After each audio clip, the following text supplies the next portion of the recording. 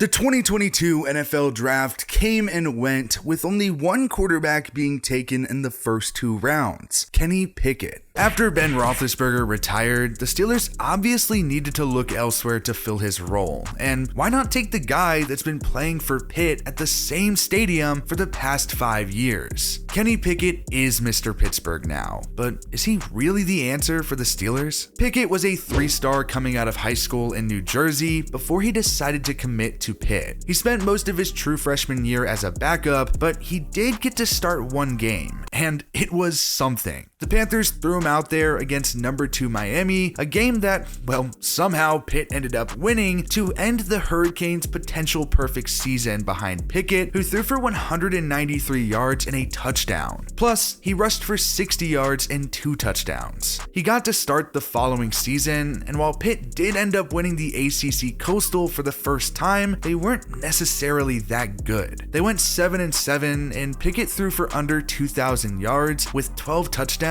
to 6 interceptions. In 2019, he was fine, not even necessarily good. He threw for over 3,000 yards and 13 touchdowns to 9 interceptions. He ended up throwing for 13 touchdowns and 9 interceptions again in 2020, adding 2,408 yards in that COVID-shortened season. He also made an impact on the ground with 8 touchdowns. COVID was a rough time.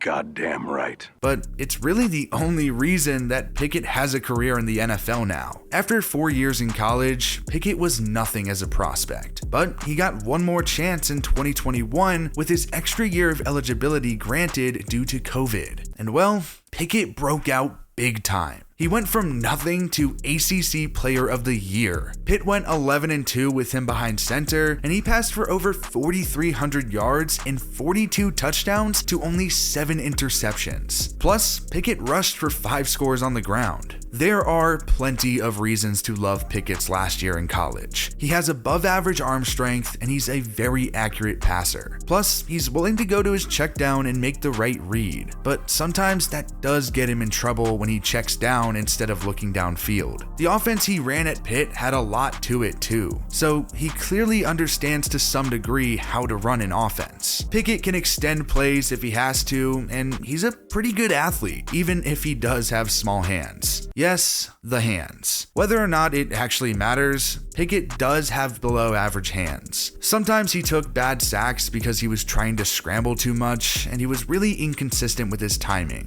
Pickett, simply put, was fantastic in the preseason for Pittsburgh. In week 1, Pickett led a game-winning drive and hit Tyler Vaughn's for a touchdown. Pickett was great. He finished 13 of 15 for 95 yards and 2 touchdowns. Then, against the Jaguars the following week, Pickett played well again, but didn't really get a ton of reps. He completed 6 of 7 passes for 76 yards and a touchdown. He just continued to play well all preseason, and probably had his best performance in week 3. Pickett didn't get in until the second half, but once he did, he threw for 90 yards and a touchdown while completing 10 of 14 passes. He was great. I mean, there's a reason Pittsburgh drafted him in the first round. But with all that being said, that doesn't exactly mean he's going to see the field anytime soon. Ben Roethlisberger spent 18 long, successful seasons in Pittsburgh, but he retired this past offseason. He won 2 Super Bowls and will no doubt one day enter Canton, but that left one hell of a hole to fill for the Steelers. So they decided to sign Mitch Trubisky. This is probably his last chance to really prove himself. In 4 years with the Bears, after they used the 2nd overall pick on him, he never turned into what Chicago had hoped. The Bears decided to look elsewhere, and Trubisky moved on, signing with the Bills for 2021. He never started, and that's what's going to happen when you're stuck behind a guy like Josh Allen. But the question now is, how much did Trubisky learn from Allen? It seemed like this offseason that the starting quarterback gig was just Trubisky's to lose. Either he would shit the bed, or he'd be the Steelers starter, regardless of Kenny Pickett or the other guy that gets swept under the rug, Mason Rudolph. Pittsburgh is reportedly getting calls about Rudolph, and they're declining them. Clearly the Steelers do like him. They re-signed him in the offseason, and it wasn't just some minimum deal. His He's getting over $4 million.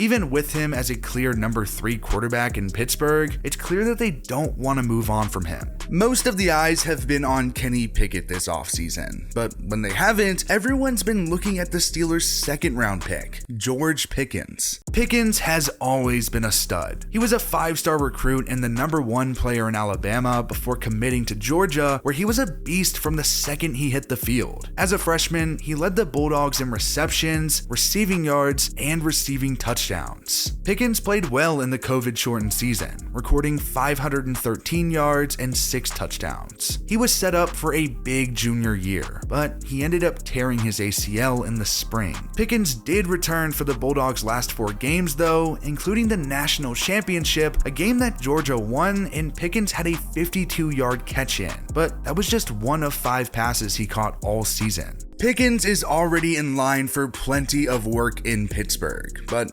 honestly, he's probably still their number 3 guy. The Steelers made sure to pay their top wideout this offseason, gifting Diontae Johnson a beautiful 2-year, $36.71 million deal. The Steelers took Diontae in the 3rd round in 2019, and he had a promising rookie year with 680 yards and 5 touchdowns. Plus, he was actually named a second-team All-Pro as a punt returner. He almost had 1,000 yards in 2020 and found the end zone 7 times. Then, last season, Diontae just broke out. He had 1,161 yards and 8 touchdowns and made the Pro Bowl. Safe to say that it'd be really hard for Pickens to dethrone Diontae, at least this year. But Pickens could reasonably be the Steelers' number 2 passing threat if he can outperform Chase Claypool. Claypool was a 2nd-round pick back in 2020 and had a really impressive rookie year with 873 yards and 9 touchdowns. Unfortunately, despite getting more playtime in 2021, his statistics actually declined. His yardage was similar, but he only found the end zone twice all year. If you're looking for the guy that's going to score a lot of touchdowns, look no further than Najee Harris, 74 times. He had the most touches in the league, and he didn't fumble a single time.